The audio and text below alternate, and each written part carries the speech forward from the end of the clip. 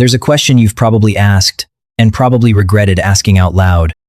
Maybe you asked it at a funeral, maybe at a hospital bed, or in a car, in a parking lot after a phone call that split your life into a before and an after.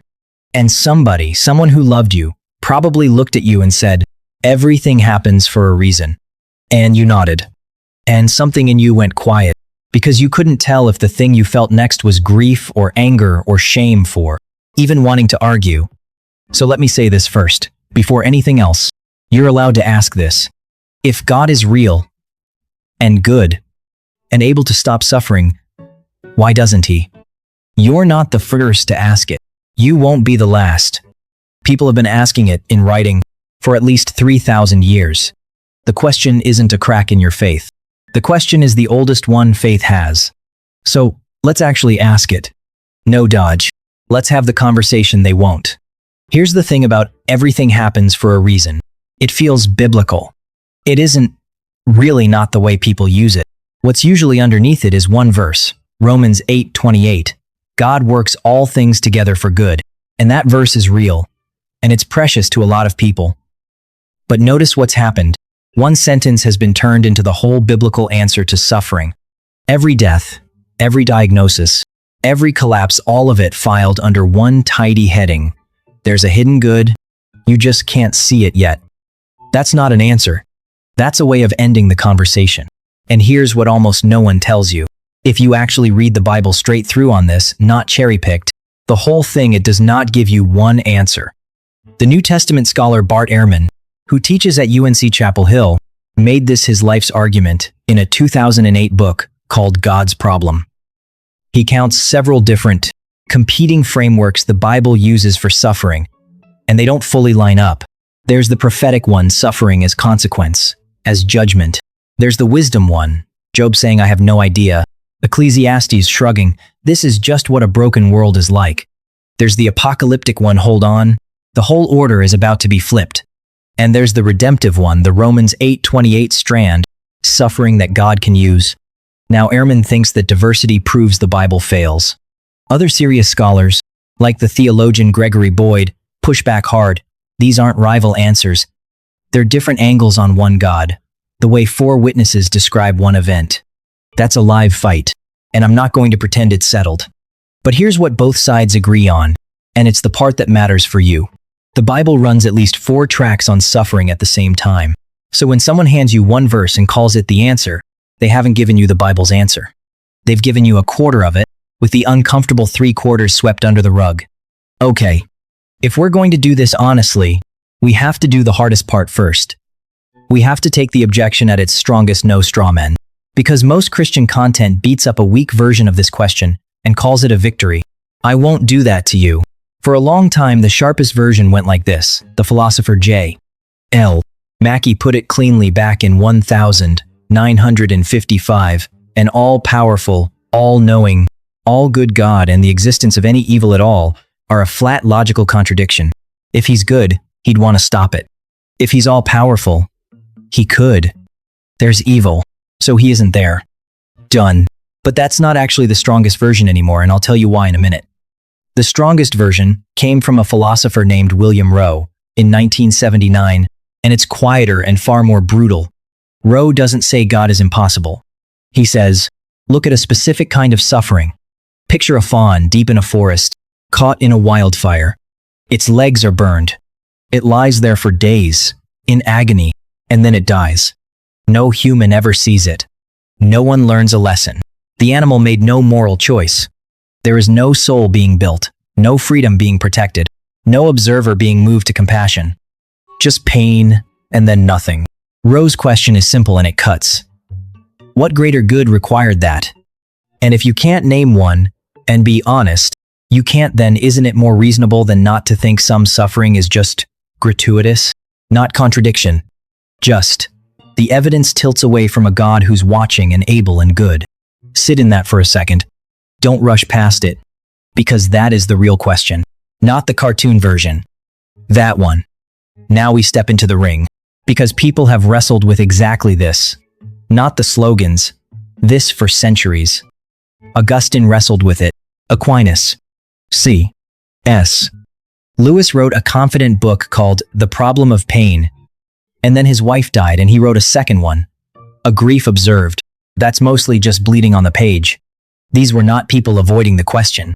Let me give you the strongest things they came back with. First, the philosophical win, and it is a real one. The philosopher Alvin Plantinga, in his 1977 book, God, Freedom, and Evil, took Mackey's logical contradiction apart. His move, the free will defense, is this. It's at least possible that for God to make creatures capable of real love and real goodness, he had to make them genuinely free, and genuinely free creatures can choose evil. If that's even possible, then there's no strict contradiction between God and evil. And here's the striking thing. Most philosophers, including plenty who are not believers, concede this. The logical version of the problem, Mackey's version, is widely considered defeated. But watch me here, because this is exactly where the dodge sneaks back in. Plantinga only proved it's possible, not that it's true, and it handles evil people choose far better than it handles a fawn in a fire. So that's a real win, on a narrow square. Second, the soul-making answer. The philosopher John Hick, in his 1966 book, Evil and the God of Love, drawing on a 2nd century bishop named Irenaeus, argued God made us unfinished, on purpose, in a world hard enough to grow us up, suffering as the workshop of character. There's something to it. You've probably been forged by something hard, but Hick's view buckles, badly, on the suffering that grows no one, the infant, the fawn, and he knows it. And third, the one almost nobody preaches, and the one I think is the most honest. It comes from a German theologian, Jürgen Moltmann, who survived a prisoner of war camp, and wrote a book in 1972 called The Crucified God. Now, I'll flag this clearly. This is one serious view among several, and it sits in tension with older classical theology. It's not the answer, it's a contender. But here's the move. Every theory we've talked about tries to justify God from outside suffering, like a lawyer in a clean suit explaining your pain to you. Moltmann says, that's not what the cross is. On the cross, God doesn't hand down an explanation. God climbs in. My God, why have you forsaken me? That's God, asking your question from inside it. Moltmann's claim is that God's answer to suffering was never an argument. It was a presence. The question shifts from why to where, and the answer to where is, in it, with you. Here's the part I won't pretend is tidy, because I could stop right there. Cross. Presence. Roll credits, that's how most of these videos end. But I told you no dodge. So, here's what's left standing after all of it. The fawn is still in the fire. Take the best technical answer to Rowe, it's called skeptical theism, argued by the philosopher Stephen Wickstra. It says, just because you can't see a good reason for that suffering, doesn't mean there isn't one God's. Mind is to yours as the ocean is to a teacup. And logically, it works. It blocks Rowe's move. The argument doesn't go through, but serious people on both sides admit this. It wins by handing you a stone. Because if you really can't tell whether any horror has a hidden justifying reason, then you've also lost your footing to call anything truly evil. And it gives you nothing warm. There might be a reason you'll never know is a logically respectable sentence and a useless thing to say to a mother at a graveside. And then there's the Bible's own flagship book on suffering, which I saved for here on purpose. The Book of Job, chapters 38 through 42.